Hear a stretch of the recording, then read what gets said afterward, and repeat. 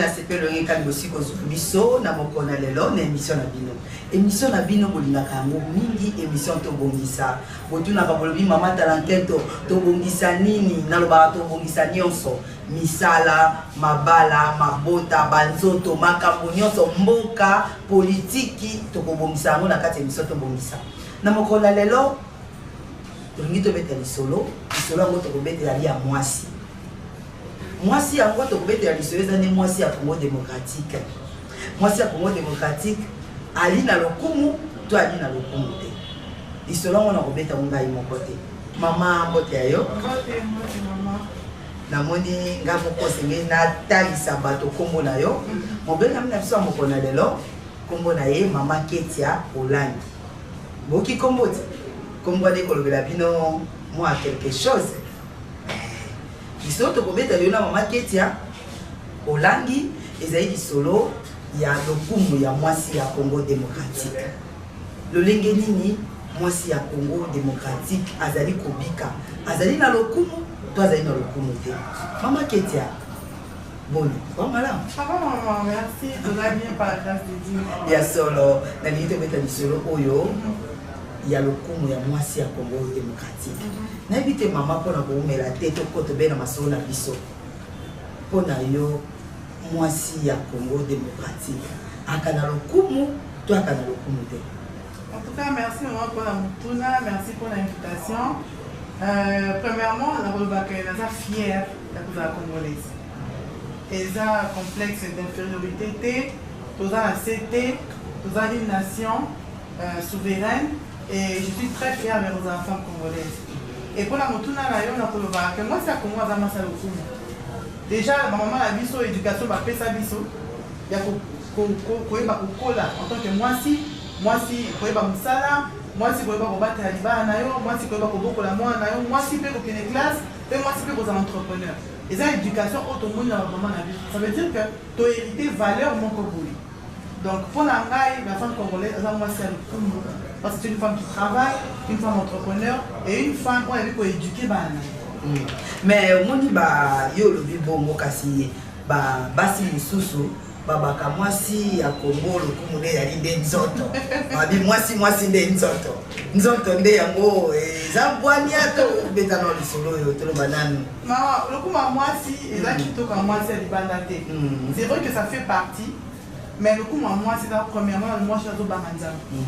Parce que moi, je suis à Zobaranzam, mais ils ont moi si à combattre la libota nae. Ils ont moi si à éduquer bah dans Zena, il y a droiture. Donc moi c'est le coup premièrement ils ont moi si nous à Zobaranzam, et deuxièmement ils ont moi c'est Moussala, moi c'est comportement madame, moi c'est à poli, moi c'est à impolité. Donc le coup moi si ça dépend pas de la beauté nae physique, ça dépend pas de la beauté nae ya libana, mais ça dépend de la kati nae. Comment on éduquer l'autre à refléter pour la nae première beauté à moi c'est la crainte de Dieu pour Baranzam. La crainte de Dieu qu'on a mais tu bois y a monté mais malgré que tous autres banganza mais toi na moi crainte basi à Congo balingi toujours aspect de makam ce qui aspect zaté à tous même mi bala Congo maman côté on au koloba monde libo mi bala Congo balingaka mingi mwasi aspect pour na le bibo na likambo. Mais maman aspect zo futa yo on a un moment donné au coma limité. Beaucoup m'a limité parce que moi si on peut dépendre que raté na homme mobile azo pesayo. Ça veut dire quoi? Ils ont revenir pour le bac. Le coup moi si dans le bac qui toque à moi si ça fait partie. Ça fait partie, il y a le coup moi si mais ce n'est pas déjà principalité. Parce que l'autre est plus principal, le cause à moi c'est ça qui toque ça comportement ma vie. L'autre c'est d'abord moi c'est qui toque à moi c'est moi sur la barre à Kanzambe. Ce qui est des choses au bar à Nzambe et puis deuxièmement dans l'éducation, tu fais pas maman, c'est pas qu'on toujours propre. À toi, on a une minité, personnellement, tu as maman, on a éduqué biso. Et à toi, on a une minité, on a même l'église. À toi, on a une minité, ok, à tombola, aux yeux, la tombola, au soukon, on a bien, on repasse propre, là, c'est propre. Donc, propriété, il faut aussi partir au coup, maman. C'est ça que pose au bar en Zambé, aux salité, non. Donc, moi, si, aux le coup, aux bar en Zambé, mais aussi physiquement, il faut la propre, si on a marié, il faut être belle pour ton mari. Donc, beauté, crainte en Zambé, en fait, c'est ça le mélange.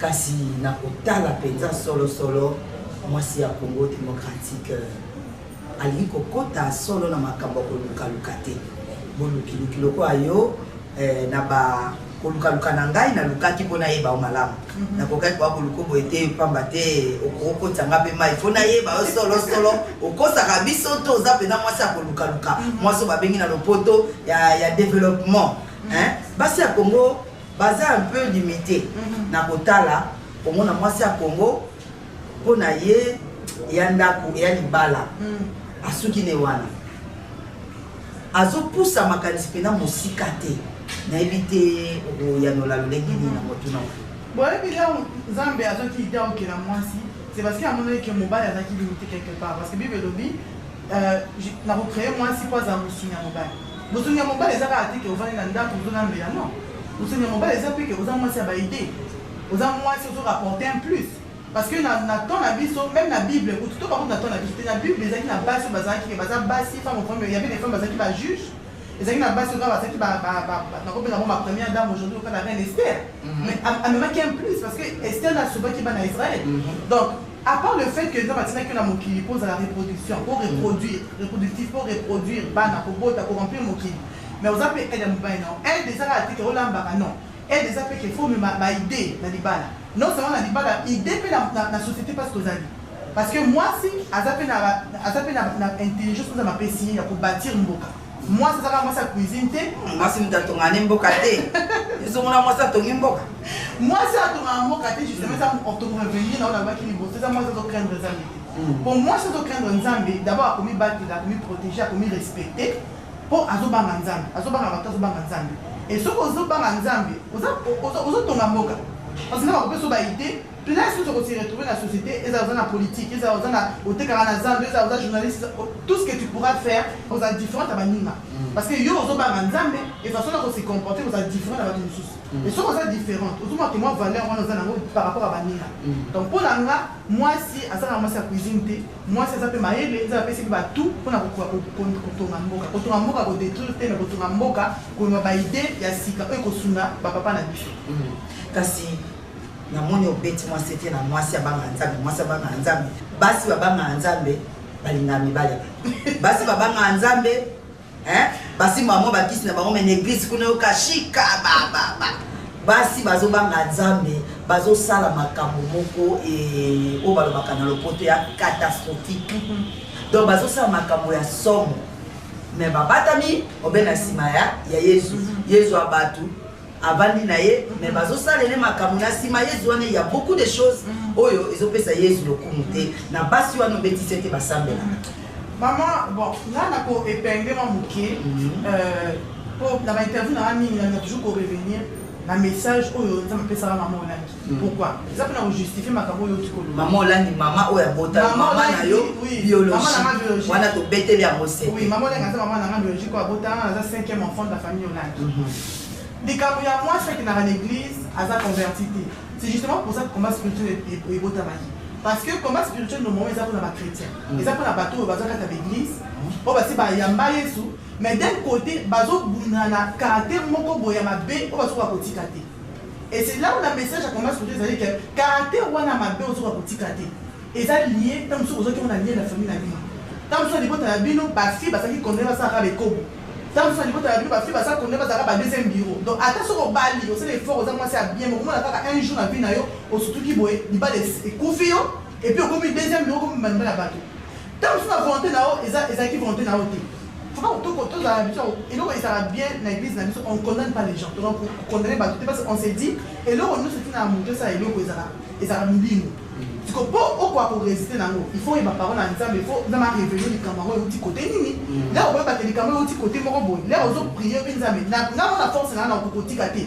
Na force na roboti on va abattre parce que dans musu yela zo ko edenga na moi ba besoin na ngapo na ngai siko le bano le bike na ko na ba abattre qu'est-ce que edenga esprit na o edenga na tika le kambo donc eloko yo ça ba chrétien eza ko yeba eloko yo tina na ça eza nini ndé ando message combat spirituel eloko yo tina ko na ba abattre eloko yo tina o za moi si comportement mabe ato ba bali o za impoli mais ozo ko tika impolitesse no wana te eza ba lié eza ba démon parce que faut combattre en avec l'aide du Saint-Esprit, on résiste à l'angle. Parce que au moins, ma soeur, maman, elle m'a dit que je suis nous avons dit que plus fort que toi. Mais pour la lutter dans le Saint-Esprit, et là, ils sont là pour aider. Et on a résolu toujours pour le paquet.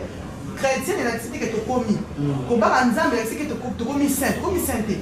Tous autres pour nous, tous dans la perfection. Et nous t'avons aidé dans la perfection de la Saint-Esprit. Il y a solo pour tous les mamans qui ont été masolo na biso. Olingaka mwasi ya Congo aza lengeni.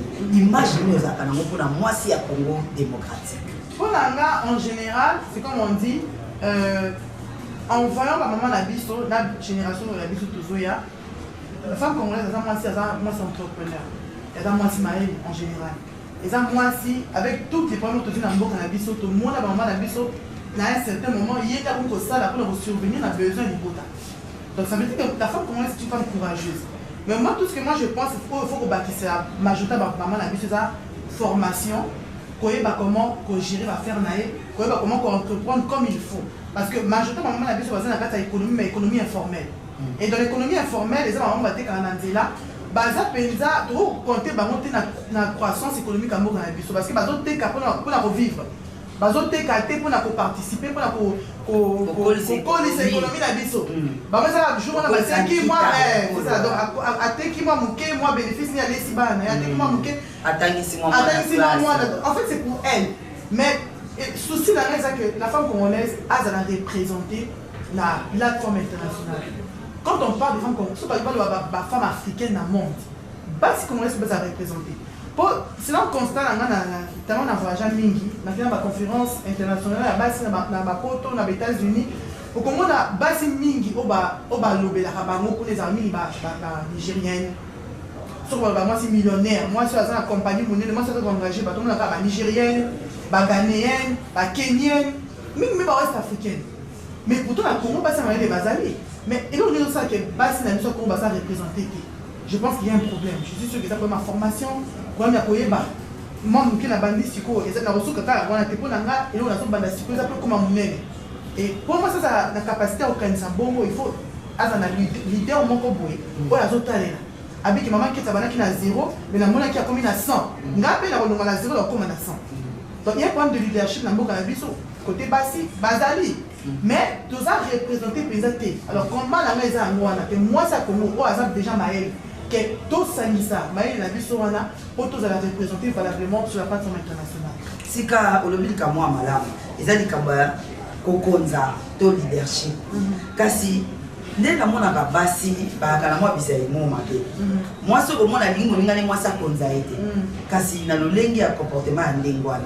Basi balinga bakonza bango te balakisa bango te pamba tout lo balikambo ya formation et puis ya kotalela moto moko ndaki sopesi ya yo moko mama keti abadaki na 10 francs akomaki na 100 francs et basi mususu otala ngana ki ulanda ye olandi na ndeni encore ba wala basa kimi na olandi na ndeni ye na ndeni ngana ndeni mais est-ce que no lolenge wana boyebi ya basi ya Congo ezofongwa mate que po osala likambo o réussir il faut za ndakisa moko neti ngai pona za lelo mopandisango na RTNC na bande ko sepela na moto moko na sepela na moto moko solo abande ko sa mosani malamu yazaki mwa mobali siama lisombo ba molona ndenga zaki koloba ndenga zaki kokota pena bosina lingala ngala sepela kana alors etindi ngai na kota kelasi oyo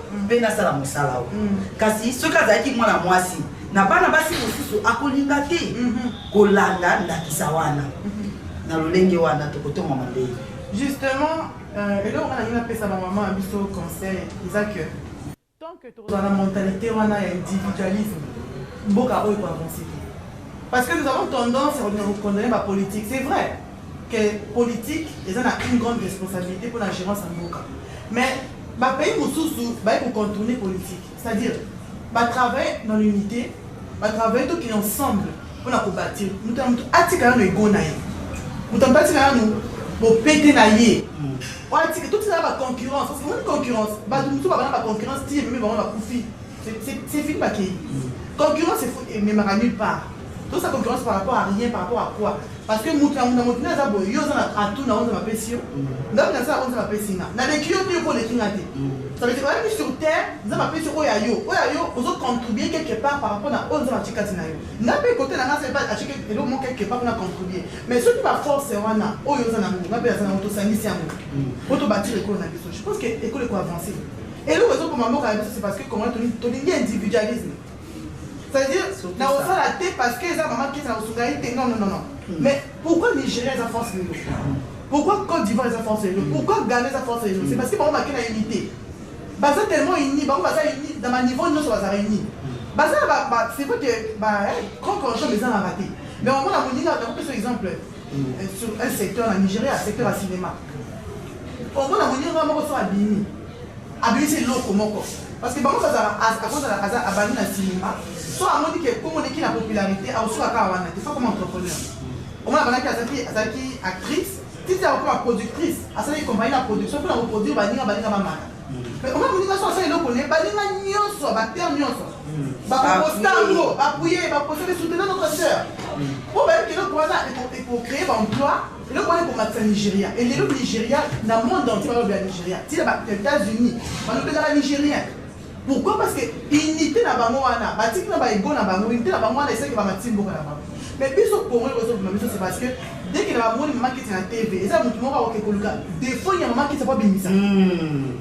Na moni maman nanga asali moi style na ndo lobi qui se base na boya qui se base na boya zo la tsato bongisa mais on est toi appuyer maman té pourquoi ça dit bon nanga la tsani mais ça ne sert à rien parce qu'on ne bâtit pas muto l'équipe on inga mokia zate chacun a des locaux dans chaque année mais tu peux pas force na biso wana surtout sanisi yango surtout en tant que femme moninga c'est loko to soutenir yé to ça publicité ma casse moninga c'est et comme ça que mukimo baba kolobe ya biso parce que on est unis tout ça dit forcément pour tout le monde a béni les cours kasi bato balobaka na Nigeria on peut commissaire momini baba barande na bakisi ba maman wana ba maman lombe maman kidoki ezali mais kidoki ko empêcher tout le monde na biso te c'est tout mola te c'est ça musala tout mola ka pourquoi ça pose à prier so ça rato aux pauvres ça veut dire to priaka mais il faut travailler c'est-à-dire qu'on est à l'église de lundi à dimanche matin, midi, soir, aux avatars au travail. Attends, ce qu'on gêne au prier. Tant que tu ne travailles pas,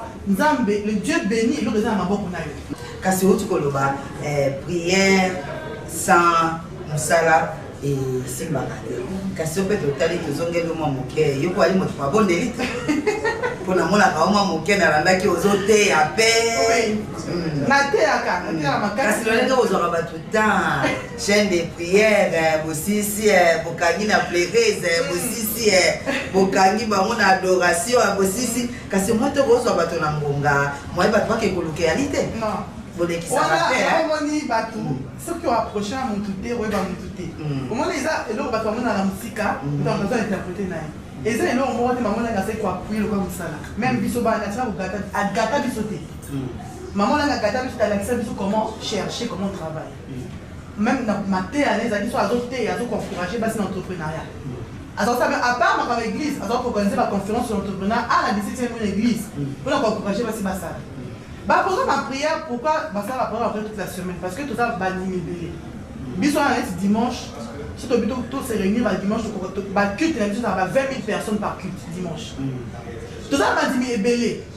Alors, bah, pourquoi tout ça va de lundi à de lundi à vendredi pour la chaîne de prière, ils ont pour la journée. Ils ont dit que Mouta Roya de lundi à vendredi, non. Les gens travaillent.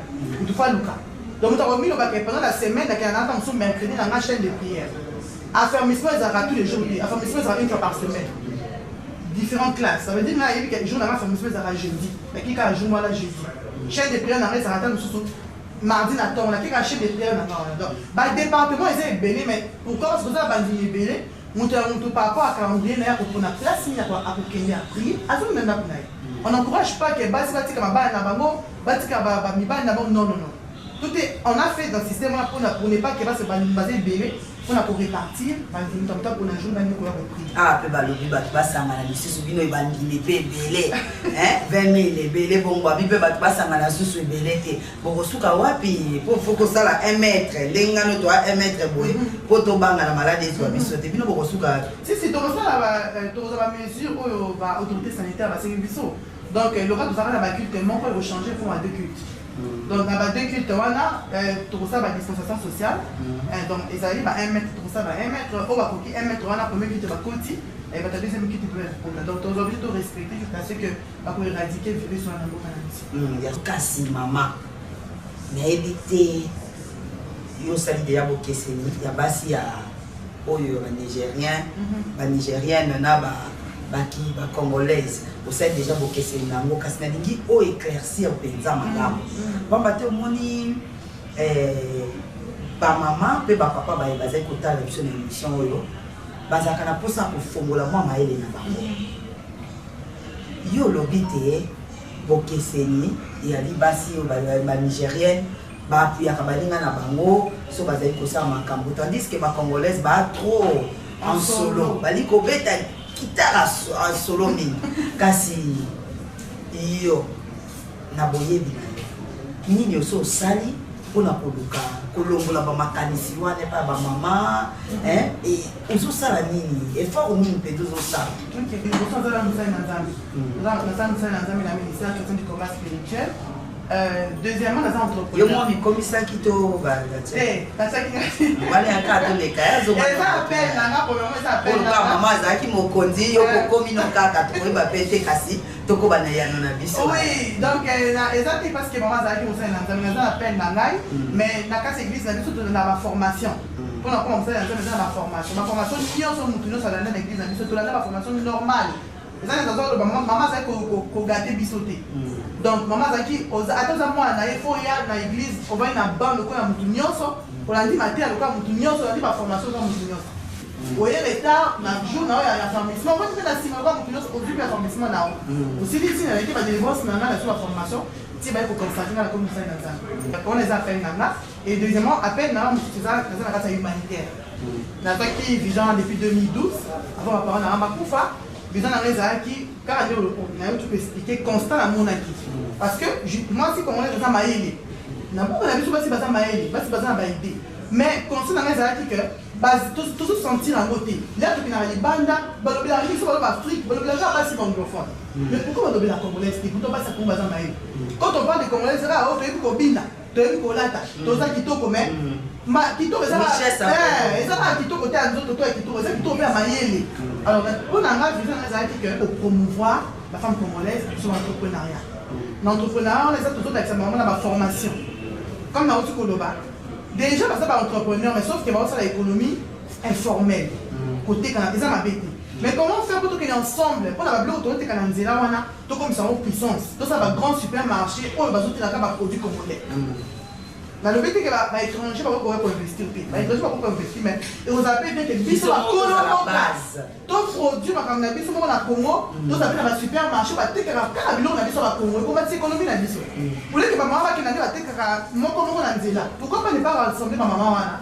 Comme ça, donc plus c'est mon formation et que ça il s'amène la bise, comme ça il a au moins mon nez les choses. Après on besoin de comprendre ma maman. Mais bon, il va m'accorder maman qui était terre. Maman comment non? Premièrement, ça m'a aidé, c'est moi si m'a aidé là. Parce que au cause moi si boy, tout le monde dans le système à microcrédit. Tout ça c'est un financement pour renforcer la capacité pour créer une activité génératrice de revenus. Mais tu dois comprendre que ma maman dit que sur la formation, on a quelque chose, au moins la belle a dit qu'à moi, on a foutu la classe. C'est ça ma bêtise, c'est ça l'urgence. Mais il faut aller à prioriser la nuit. Et là, on a banni à $100. Il faut qu'il y ait comme on a 200, il faut qu'il y ait comme on a 300. Et d'ailleurs, on comprend que là, il faut nous azamayer. Et donc, tout ça, la formation, bon. Donc il est sur le terrain. Pour l'anga, c'est plus aller à proximité vers ces mamans-là. On va leur donner des formations à proximité. Bandunda, oui, oui. Voilà, et tout ça, on va formation. Et après la formation, combien de jours? Une semaine, 2 semaines, une semaine, pratique. Donc il y a la pratique. Et quand je parle de suivi, c'est-à-dire les intérêts topés sur formation, t'ont aidé financièrement pour créer moi. Activité là yo to tiki yo non to ça équipe na biso dit o ils ont landé la mutu ti fois mata et puis na kati kaka ya économie informelle wana on connaît économie informelle wana so pese mutu maeli il faut transformer le produit azoté en économie informelle. Comment fabriquer la gel hydroalcoolique, comment fabriquer la jus, comment fabriquer la bleu rébellé. Pour la maman, attends, azoté quand même, mais le on a transformé en eau pour mettre ça moi capital, et mettre ça bénéfice, et l'eau azoté déjà, eux ont le produit brut, mais le produit brut, mais on a transformé en comité moi jus, et moi savon, et moi pour la côté, pour que mettre ça bénéfice. Ils visent dans la il faut ça. Ils sont formats combien? Dans le répertoire à Bisso, nous avons plus ou moins 200 mamans. Sans compter ma maman. Non, justement, je vais expliquer. 200 mamans et ma maman existent. Sans compter ma maman, il y a Bisso, il y a église, il y a Bisso de format déjà. Dans l'église, il y a 3 000, 4 000 mamans, maman a Bisso, au Bisso, il continue à bas. Parce que l'église, Bisso, à part l'effet spirituel des amis, maman a créé une plateforme pour former les femmes d'affaires. Ma femme d'affaires, ma maman église. Donc maman a dit qu'il on a besoin de continuer. Donc sans compter ma maman église, nous sommes toujours formés depuis les 2000, 3000. Mais il y a ma bisoté, maman qui a formé plus de 200 mamans. Et on les a ébandés parce que disons la maison a affecté toute la République démocratique du Congo. Là, on a affecté ma maman. On a dit ma maman, attends, mais à comme chef d'entreprise. Donc c'est ça mon idée. Et que cette femme congolaise là, ou déjà entrepreneur, a commencé fort économiquement pour le mobilier à mobiliser. Misolo nous avons quand le combat est bon, ma bonne offrande aux Yangwale. Mais bon, il faut aider tout. Est-ce que moi, vous êtes pour enrichir pasteur? Non, on a tout blagué. Naza femme d'affaires, Naza entrepreneur, Naza compagnie, il y a make-up, il y a maquillage. Dans l'inspirant, on a créé un compagnie de make-up. À part ça, on a commerce depuis quand même. Depuis qu'on a bouqué. Avant qu'on a ça, on a commerce. On a représentatrice, il y a une compagnie cosmétique. Il y a 2 compagnies sud-africaines. Dans ça, maintenant, on va faire depuis quand même. Et ça, on a fait un produit cosmétique. À part ma maman, ça fait un fait là. Comment on a fait l'éducation à base. Pour la éducation, c'est à base. Sans éducation, il y a bien toujours perdre de génération et qu'on remplacera la vie. Et on a fait l'éducation à base. La classe. Nous avons nos partenaires et en même temps, je fais mes affaires. Et je sais que les hommes en font là, je m'apprends parce que Vision Langa, ils ont affecté beaucoup plus de personnes. Et je pense que les gens, ils ont aussi quand ils n'ont pas beaucoup plus de quand si tout qui est demandé n'invite nyonso wana okosala mboka ofele litumba nio kozwa na nyonso okosala wana kaka okota na lola lokwa osambela. Maman, question posant la mission à nous amener. Bible lobby, il te donne une mission à provision. La bénéficier on a mon kili maman. Oh non, sinon c'est la bénéficier avant la kenalo on a bénéficier on a mon kili. Na bokende débat na on continue à bénéficier. Na na ko lo banelo na va fruit. Il y a le bon cœur au moment où on a maman c'est quoi idée c'est comme avec les gens à monter ça va publicité maman n'a pas publicité elle n'a quitté pas il leur mis à ça là mais maman a aidé beaucoup de gens beaucoup et beaucoup de gens ça fait bizarre beaucoup de bus on peut ça qui m'a préféré ça monter banda donc maman a aidé à te bénir et les gens accueillis bus de gens qui va fruit avec il y a oh il y a tiki donc moi je pense que c'est que j'ai fait comme les vision là vision ça a dit que c'est vrai que je donne aux gens, mais c'est aussi une image congolaise. Et ça l'a représenté par la surtout la femme. La femme congolaise. La femme congolaise de la zone. Et ça l'a représenté par la alors, Bisondé, on a marché Bisondé comme un leader. Il faut tout soutenir. Tout soutenir la mission. Il faut pas mater. La zone mate, c'est une image de Bisondé. Et je sais que derrière ça, nous allons robot, ça n'arrivera jamais. International, la monde a mes enfants vivront avec des bénédictions. Donc c'est ça, nous ne faisons pas ça parce que intérêt manque de non, on le fait par amour et par appel, surtout l'appel, c'est ça l'appel comme ça l'appel dans la maman Ketia, na kotala likambo ya ba formation na éviter ba maman Congo na classe abuka biki kala azongela sumo mabiki azongela suko tanga azongela suko koma makanisi wana réalité na éviter lolenge nino kwa dobenda moko po zongisa bango ke la sinde esalaka mutu to esalaka mwasi azala mwasi ya malonga. Moi je parle de formation ligne et formation théorique. Parce que les mamans elles ont déjà beaucoup parce qu'elles avancent et tout il faut compliquer ma côté. La formation est plus dans la pratique. Donc il faudrait qu'on kostunga maman baza makasi voilà baza makasi maman mikolo to ezaka bango c'est vrai que napesaka bango ezaka po balia bazala kozala kolia te mais les formations sur l'entrepreneur eza pesa bango baza makasi apesa pratique maman il y a des filles mères aussi otolandelaka il y a pas que Juma, il y a des filles mères, il y a des mamans de 30 pendant des 25 ans peut-être que vous avez maman si 50 mettons 60 ans plus dans la pratique. Là, on peut faire un exemple. Maintenant, dans la crise sanitaire, il y a Covid-19. Qu'est-ce qu'on a? Et là, il y a remarqué que là, ça va tout un masque. Ça va tout mais c'est pas tout le monde qui peut s'en procurer. C'est pas tout le monde qui peut s'en moyen pour son parce que masque, c'est masque. Oh, tout ça, la pharmacie, non, c'est à 3 000 francs. Mais mon tout pas que c'est à 3 000 francs. C'est un problème. C'est un problème. Alors, qu'est-ce que nous avons fait? Nous avons jugé bon de former les mamans. Il y a ça là. Cache-nez. Comme ça, gel. Ça, on va bénéfice là-bas. Donc, on les aide. C'est ça qui formation dans ma caluca, netmisca ou le bioana. Bazolandela bango pour oui, tout ça l'équipe d'audit. Tout ça l'équipe d'audit n'a dit ça.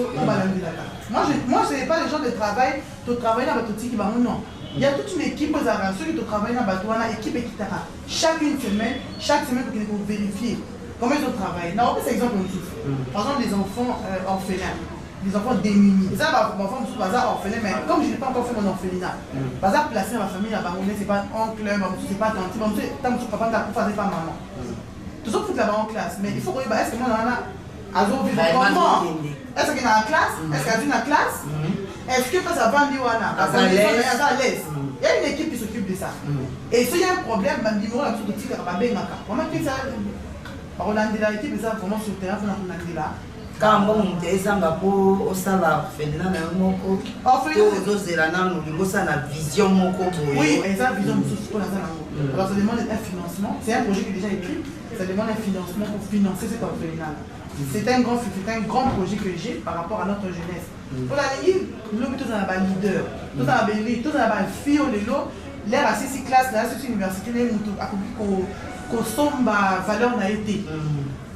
À ça, non, je peux m'en sortir seul. L'éducation est banane qui me moine. Moi, à ça, moi, je suis quoi la leadership. À ce moment, la leadership dans mon tour, moi, à ça, moi, il faut ça projet, il faut ça. Donc, créer des élites. Alors, élite, il va dans la maternelle. Il va dans la maternelle. Alors, moi, c'est ça vraiment l'idée que j'ai par rapport à la jeunesse, à la jeune femme du Congo, à la femme congolaise. C'est pour créer des élites, pour créer des leaders qui peuvent se prendre en charge. Maman Ketia, on a ma qualité pour la politique. Ce qui nous a bien la politique dans la salle. Ce qui est ça que porte-moi et fumwa mi pona nga. Là ça la politique dans la salle. Mais na bandoto na yo na ba vision na yo mona na mteko komi pe politicien. Oui, ezali. Politicien no vandi au lota. Ah, moi je dis maman Ketia. Pourquoi c'est ça parce que ba grand frère na ba compte ba c'est ça ba lobi. On a ba lobi dans le bas la 7 mois dans le bas qui déjà. Au bas avant. Le bas avant. Si tout dans moi les besoins dans le bas là. Le bas là. Dans le bas papa dans le bas mon bout.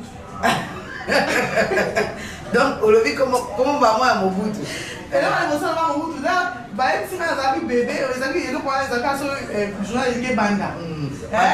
Image à mon bout, Oserté. Voilà. Image à mon bout, Nicolas m'a pas tapé, na chapeau. Si quoi, bah, le but de ça, pour 7 mois, là, sur les bandits, ils ont des camions avec. Moutou. Donc, à peine dans les accords, à peine dans les paysans. Quelque part pour amener une pierre dans le paradiso. Et ça va pour tout est-ce que vous savez ça oui. Quand tu as un appel. Quand tu as un appel, quand tu n'as pas un appel, ne fais pas. Quand Dieu te convainc, tu as un appel. Parce que c'est un Dieu multi-casquette. Ce n'est pas le cas d'Anzambe parce qu'ils ont bon ou non. Faut pas non. À cause de ça, Nzambe a chopé la politique pour une mission. La Bible na moi zaki na makabwana moi c'est na moi zaki Déborah azaki prophétesse. Déborah azaki prophétesse. La Bible Déborah était prophétesse mais azaki pe juge dans Israël. Parce qu'en ces temps-là ils n'avaient pas juge de bazar bokonza. Bawa bazar na nté. Bawa bazar que ça pas juge na prophète. Siko Déborah azalaka prophétesse, azalaka pe juge na Israël. Azalaka mokonzi, azalaka président de la République à Israël na voilà. Mais azalaka prophétesse. Bato so ba za balobi pour na Israël, ba ka côté na Déborah, so la prophétiser côté Israël. So comme ma politique pour na mokonzi na Israël, qui pe maman Déborah boy a juger pe dans Israël. Donc je pense que notre Dieu est multi-système, il peut choisir qui il veut à un moment où il veut. Mais ne faites pas la politique parce que vous avez la pour ça, il faut la volonté en disant, mais surtout en tant que serviteur de Dieu. Mais tout le monde a pas battu ma politique, la politique à nous. Parce que maman est là, maman qui est aussi battée. Jamais d'amba sugi au côté, maman qui est aussi battée. Maman battée, la politicien, maman va à la vidéo. Maman, vous savez, les gens qui vont, en tout cas, vous allez m'excuser, les gens qui vont dans la vidéo photo de Barana, c'est parce qu'on va aller bien mettre. Mais c'est lui qui a créé le monde. Jésus-Christ, Nzambe, il a créé mon qui. A créé mon yo. Pouvoir wana on va créer mon qui, maman. Pourquoi on ne pouvoir pas s'inquiéter? Donc on ne peut pas mourir dans la créature. Satan, sa créature, on ne peut pas avoir ange de lumière. Il y a sa créature. Comment est-ce qu'on a un mouton qui est lié pour qu'il n'y ait pas un mouton qui n'a pas passé pour la simba. Mais c'est parce que Baïbi Nzambé, maman. Baïbi Nzambé, Baïbi ça pour la macasse. Baïbi Nzambé. Baïbi Nzambé. Donc il faut toi Baïbi Nzambé. Quand je ne sais pas comment Nzambé, il y a une expérience dans Nzambé. On a une expérience dans Nzambé. Ils ont monté beaucoup de séparés dans Nzambé. Et monsieur, comme Penza, c'est comme un maquette. On le bénit. Non, il y a une bonne émission de Bomis. Oui, d'abord, premièrement, je suis fière de la Congolaise. Deuxièmement, la Ligue, maman a vu son Congo. Quand on a maman toujours propre, toujours bien habillée, toujours belle. Et en cela, tu bâtis sa vertu, tu bâtis sa humilité, tu bâtis sa maïelle, tu bâtis sa koyeba, tu bâtis sa koyeba, et puis tu bâtis sa crainte en Zambie. Et je pense que la femme congolaise, elle a un rôle à jouer dans ce pays. Il faut quand même ça arrêter pour la mibali. Les femmes congolaises, toutes les tous les leaders. Et le coup, on a dit tout ça dans le cannabis. Mais de la mère, n'a pas la mission à Congo, tu as marqué sa bêtise dans le cannabis, je ne pas pour la mission, je vous aime beaucoup. Bonne émission, tout bon ça. Bonne émission, tout bon ça. En tout cas, merci beaucoup de Boyami Ngai. C'est bien parce que cette émission, ils ont payé sa valeur. Il y a un cannabis, il y a maman cannabis, ma soeur ne va pas me la remettre. Et il y a beaucoup de matériel sous. Natondi botoni mama Ketia, natondi pe bino ba eboso ki biso na émission to bongisa, po bongisa pe bisale bongisa pe makanisi bongisa pe maso. Natondi bandeko na biso bazaki bongo na sima ya ba caméra. Junior Kufusuka, Karel Bevokolo, Fidèle Mamwe nazanga kité.